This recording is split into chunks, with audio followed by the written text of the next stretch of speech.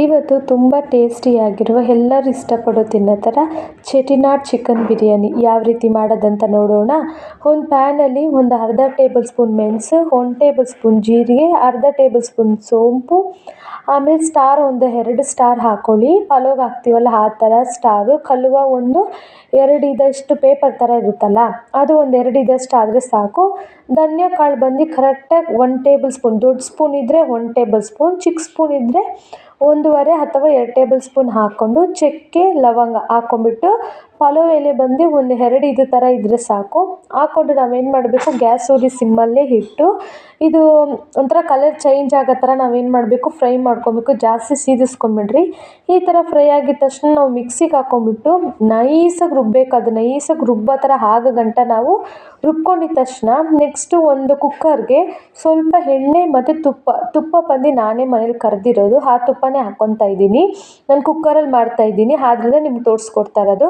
ದೊಡ್ಡ ಸೈಜ್ ಈರುಳ್ಳಿ ಒಂದು 2 ಈರುಳ್ಳಿ ಸಣ್ಣ ಸಣ್ಣಗೆ ಕಟ್ ಮಾಡಿಕೊಂಡು 2 ಹಸಿಮೆಣ್ಸಿನ್ಕಾಯಿ ಹಾಕ್ಕೊಂಡು ಅದು ಬಂದು ಗೋಲ್ಡನ್ ಕಲರ್ ಆಗೋ ಥರ ನಾವು ನೀಟಾಗಿ ಫ್ರೈ ಮಾಡ್ಕೊಬೇಕು. ಬಿರಿಯಾನಿ ಟೇಸ್ಟ್ ಚೆನ್ನಾಗಿ ಬರಬೇಕಂದ್ರೆ ಈರುಳ್ಳಿ ಉರಿಯೋದ್ರಲ್ಲೇ ಇರೋದಲ್ವಾ, ಆದ್ದರಿಂದ ನೀವು ನೀಟಾಗಿ ಗೋಲ್ಡನ್ ಕಲರ್ ಆಗೋ ಥರ ಮೀಡಿಯಮ್ ಫ್ಲೇಮಲ್ಲಿ ಇಟ್ಟು ಫ್ರೈ ಆಗಿದ ತಕ್ಷಣ 1.5 ಟೇಬಲ್ ಸ್ಪೂನ್ ನಾವು ಶುಂಠಿ ಬೆಳ್ಳುಳ್ಳಿ ಪೇಸ್ಟ್ ಹಾಕ್ಕೊಂಡು ನೀಟಾಗಿ ಹಸಿ ಸ್ಮೆಲ್ ಹೋಗೋ ಥರ ಸಿಮ್ಮಲ್ಲಿ ಇಕ್ಕಿ ನಾವು ಫ್ರೈ ಮಾಡ್ಕೊಬೇಕು.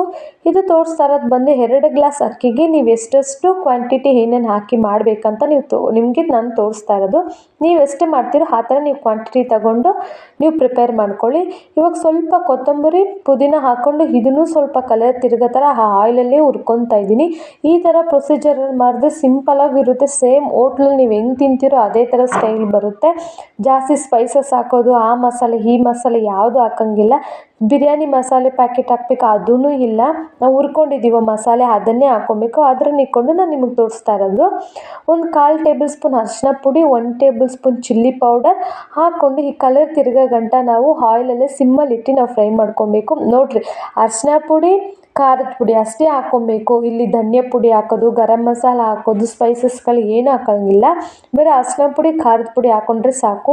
ನಾನು ತೋರಿಸ್ತಿದ್ದೀನಲ್ಲ ಈ ಮಟ್ಟಿಗೆ ಎಲ್ಲ ನೀಟಾಗಿ ಫ್ರೈಯಾಗಿ ಯಾವ ರೀತಿ ಬಂದಿದೆ ಅಂತ ನೀವೇ ನೋಡ್ತಾ ಇದ್ದೀರಲ್ಲ, ಈ ರೀತಿಗೆ ನೀವೇನು ಮಾಡ್ಕೊಬೇಕು, ಫ್ರೈ ಮಾಡ್ಕೊಬೇಕು. ಇವಾಗ 2 ಗ್ಲಾಸ್ ಅಕ್ಕಿಗೆ 2 ಟೊಮೆಟೊ ಹಾಕಿದ್ರೆ ಸಾಕು. ಜಾಸ್ತಿ ಟೊಮೆಟೊನು ಈ ರೆಸಿಪಿಗೆ ಹಾಕೋಂಗಿಲ್ಲ. ಉಳ್ಳಿ ಟೊಮೆಟೊ ಇರಬಾರ್ದು, ನೆನಪಿರಲಿ. 1-2 ಟೊಮೆಟೊ ತೊಗೊಂಡು ಮೀಡಿಯಮ್ ಸೈಜಸ್ ಕಟ್ ಮಾಡಿ ಈ ಥರ ಮ್ಯಾಶ್ ಆಗೋ ಗಂಟ ನಾನು ಉಪ್ಪು ಹಾಕ್ಕೊಂಡು ಹುರ್ಕೊಂಡಿದ್ದೀನಿ. ಇವಾಗ ನಾವು ರುಬ್ಬಿಕೊಂಡಿರ್ತೀವಲ್ಲ ಮಸಾಲೆ ಅದನ್ನು ಹಾಕ್ಕೊಂಡು ಸಿಮ್ಮಲ್ಲೇ ಒಂದು 2 ನಿಮಿಷ ನಾವು ಮಸಾಲೆನೇ ಫ್ರೈ ಮಾಡ್ಕೊಬೇಕು. ಆವಾಗಲೇ ಹಾಕಿ ನಾವು ರುಬ್ಬಿದ್ವಲ್ಲ ಮಸಾಲೆ ಅದು. ಆಮೇಲೆ 1-2 ಟೇಬಲ್ ಸ್ಪೂನ್ ಮೊಸರು ಹಾಕ್ಕೊಬೇಕು. ಜಾಸ್ತಿ ಮೊಸರು ಹಾಕ್ಕೊಂಬೇಡಿ. 1-2 ಟೇಬಲ್ ಸ್ಪೂನ್ ಮೊಸರು ಹಾಕ್ಕೊಂಡು ಈ ರೀತಿಗೆ ಸಾಫ್ಟಾಗಿ ಬೆಂದಿರಬೇಕು ಎಲ್ಲನೂ. ಈ ಸೌಟಲ್ಲಿ ಎತ್ಕೊಂಡು ನೀವು ಹಿಂಗೆ ಅನ್ವಾಗ ಅದು ಜಾರಿ ಕುಕ್ಕರ್ಗೆ ಬೀಳಬೇಕು. ಆ ರೀತಿ ಬಂದು ಪೇಸ್ಟ್ ಥರ ಮಸಾಲೆ ಎಲ್ಲ ಸ್ಪೈಸಸ್ ಥರ ಬಂದಿರಬೇಕು. ಇವಾಗ ಚಿಕನ್ನ ನಾನು ತೊಳೆದಿಕೊಂಡಿರೋ ಚಿಕನ್ನ ಅದರೊಳಗೆ ಹಾಕ್ಕೊಂಡು ಒಂದು 2-3 ನಿಮಿಷ ನಾನು ಬೇಯಿಸ್ಕೊತೀನಿ. ತುಂಬ ಹೊತ್ತು ಚಿಕನ್ ಬೇಯಿಸ್ಬೇಡ್ರಿ, ಯಾಕಂದರೆ ನಾವು ದಮ್ ಕಟ್ಟುವಾಗ ನೀರು ಕುದಿಯುವಾಗಲೇ ಚಿಕನ್ ಅರ್ಧ ಬೆಂದೋಗ್ಬಿಡುತ್ತಲ್ವ. ಆದ್ದರಿಂದ ನೀವು ಜಾಸ್ತಿ ಬೇಯಿಸೋಕೆ ಹೋಗ್ಬೇಡ್ರಿ.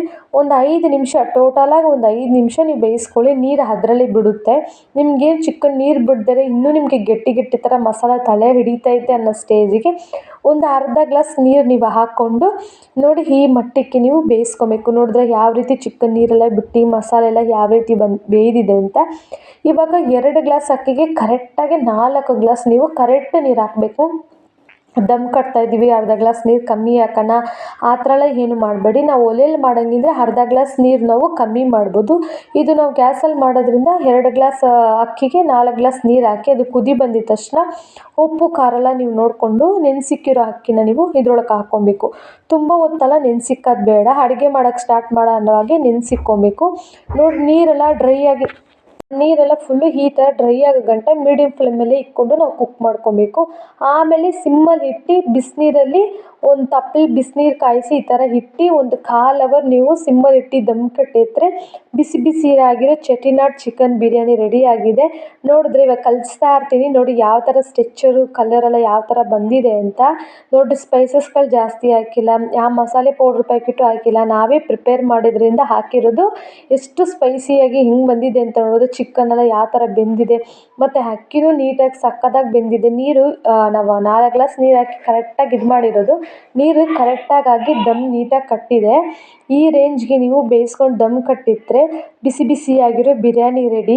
ನೀವು ಇದೇ ರೀತಿ ಬಿರಿಯಾನಿ ಮನೇಲಿ ಟ್ರೈ ಮಾಡಿ ನೋಡಿರಿ, ಸೇಮ್ ನಿಮ್ಮ ಹೋಟ್ಲಲ್ಲಿ ತಿಂದಿರೋ ಫೀಲು ಇರುತ್ತೆ ಮತ್ತು ಎಕ್ಸ್ಟ್ರಾ ಧಾರಾಳವಾಗಿ ಎಲ್ಲರೂ ಮನೇಲಿ ತಿನ್ಬೋದು, ಆ ರೇಂಜಿಗೆ ಬಂದಿರುತ್ತೆ. ನೋಡ್ತಾ ಇದ್ದೀರಾ ಕಲರೆಲ್ಲ ಯಾವ ಥರ ಇದೆ ಅಂತ. ಚೆಟ್ಟಿನಾಡ್ ಚಿಕನ್ ಬಿರಿಯಾನಿ ಸೇಮ್ ಹಿಂಗೆ ಇರೋದಲ್ವ, ಅದೇ ರೀತಿ ನೋಡಿರಿ. ಅಕ್ಕಿನೂ ತೋರಿಸ್ತಾ ಇದ್ದೀನಿ ಯಾವ ಥರ ಬೆಂದಿದೆ ಅಂತ. ನೀವು ಟ್ರೈ ಮಾಡಿ ನೋಡಿ. ಬಾಯ್.